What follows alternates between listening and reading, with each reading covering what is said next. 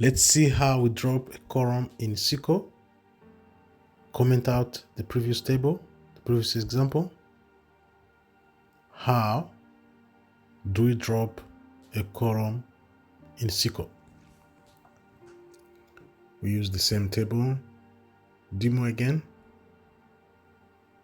Let's get started. Alter table as demo. We are trying to remove the birth date column, leave it the way it was before, alter table demo, and drop column, the column name,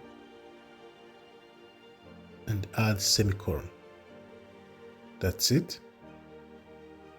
You don't add data type, just leave it the way it is. Run, check again, and then you will see the column birth date is gone. Thank you for watching. See you in the next one. Comment if you have any question.